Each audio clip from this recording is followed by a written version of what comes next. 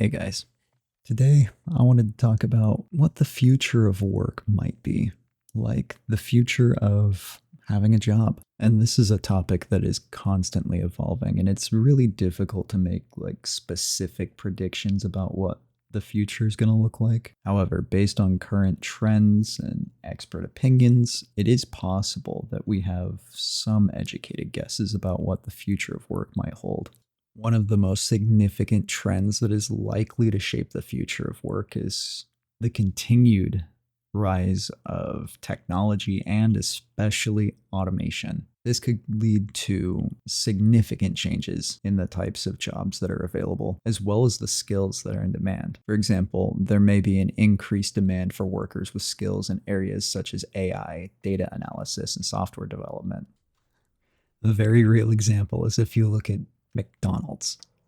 They have been testing various forms of automation in a bunch of different locations, such as AI driven drive through and ordering and automated food preparation. These are ultimately put in place to try and mitigate inefficiencies and reduce wait times for customers. We all know at the end of the day, though, that they're really just trying to increase profits for shareholders. And the easiest way to do that is to get rid of employees. There is, however, another option, another likely trend that is going to have an impact on the future of work is the increase in people working at home, and the increase especially in jobs that have very flexible schedules.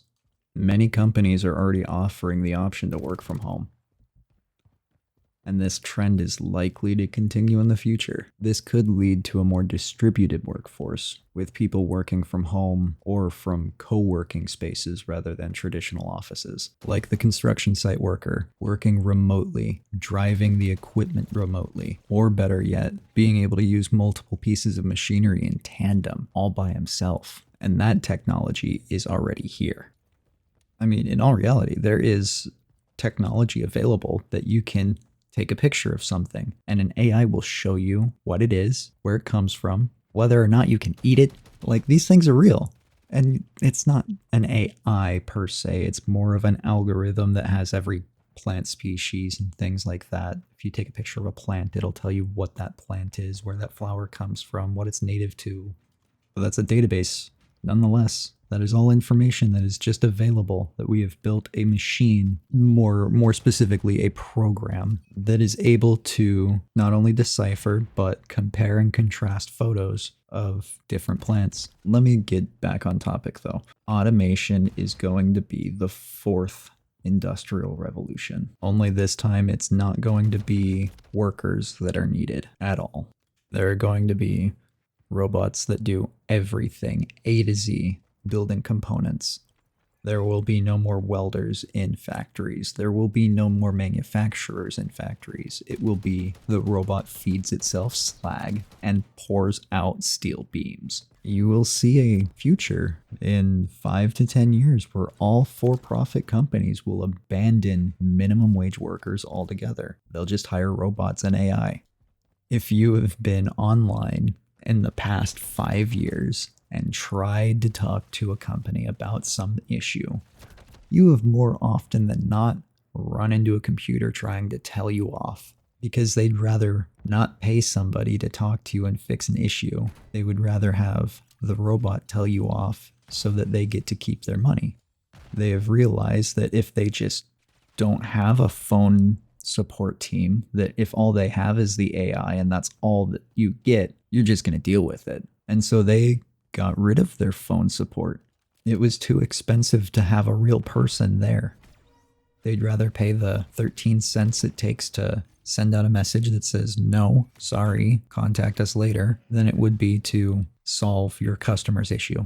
I have sat on the phone for hours for my job, listening and waiting for bots to stop screwing with me and give me a real person. And this has become the norm. This isn't just at one job. This has been every job that I've ever had. I've always had to deal with that, regardless of what I was doing. If there's an issue with anything, you're supposed to call the company, right? You're supposed to call the support team because it's still under warranty, quote unquote, right? Well, the support team doesn't exist anymore. So tough. Amazon's notorious for this. Nowadays, they don't even care about your return. They say, keep the crap that we sent you. We'll just send you back your money.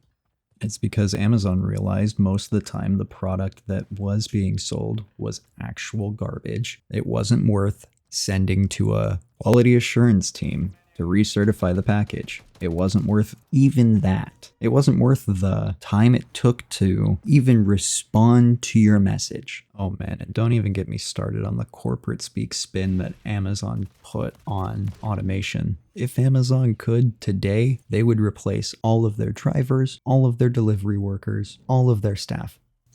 Like that. And if you think they aren't, they're already doing that.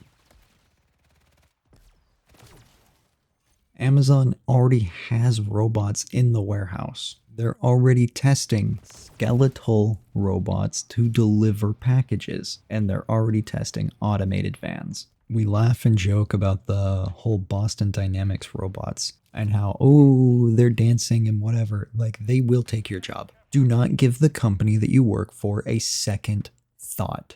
They will replace you as soon as it is convenient. And I'm not talking about convenient for their wallet. I'm talking about convenient socially. They want to make sure that they can get away with it. What I can see a company like Amazon doing is keeping the warehouses and the drivers of those warehouses still working, but they'll build another facility where everything is automated, and it will produce 100 times the volume of the regular warehouse. And slowly but surely, workers will be laid off, and that warehouse will become decrepit, and it won't get as much inventory, and you won't have as many deliveries out of that place because the other warehouse is taking over all of it. And they'll do that area by area, region by region, country by country, until all of Amazon is just one network. And we can laugh about it and joke about it all we want right now. But there are delivery robots out there right now. People are bullying robots on the street that are just boxes with wheels. At the end of the day, we really don't know what the future is going to hold. It's a terrifying concept to think of a lot, though. The more you think of what could be and what would be and what should be, the less you realize is actually going to happen. And we're just facing down the barrel of a really crazy dystopian future if we're not careful. Because there is an alternative thought to this, that this could also help create and foster a new generation of small businesses. Your mom and pop one-stop shops, your local bakeries, your local pizzerias. Hopefully they'll have more room to grow, more room to thrive in an era of innovation through AI and automation. I mean, in a day and age where we still have dealerships for cars, even though there's the internet and you can do all of your research online, find exactly what you want for the price that you want without ever leaving your house. They pass specific laws and rules and regulations to say that the manufacturer of the vehicle cannot sell their own product to you. You have to go through a dealership.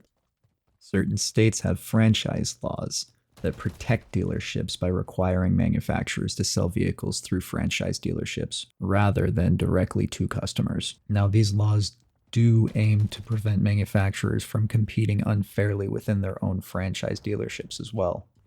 And I'm not saying that dealerships are a bad thing. They are a service point. They provide local jobs and tax revenue. They're the place to find financing and trade-in deals. You can't necessarily do all of that online. To cut a long story short, though, they are in a way, a necessary evil. You're going to have those scummy, shady car dealerships that try to sell you on everything and sell you directly up the river without a paddle. But for the most part, from what I have experienced, if you are working with the mechanics of the shop or you're working with the people in the place directly and you form a relationship with these people, you'll actually get good service. Like, if I know that my mechanic at my local dealership lives down the street from me, that I know that I can work with him and understand the actual problems with my car, and I know he's not going to bullshit me about it, that's the future I want. I'm just not sure that's where we're necessarily heading anymore.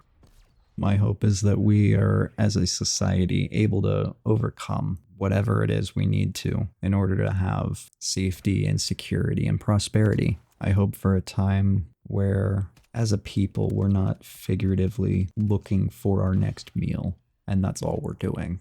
I hope that we're able to move past this point in time, and I hope that we're able to see a brighter tomorrow. I don't know, man. This is Warm Sponge signing out. Peace.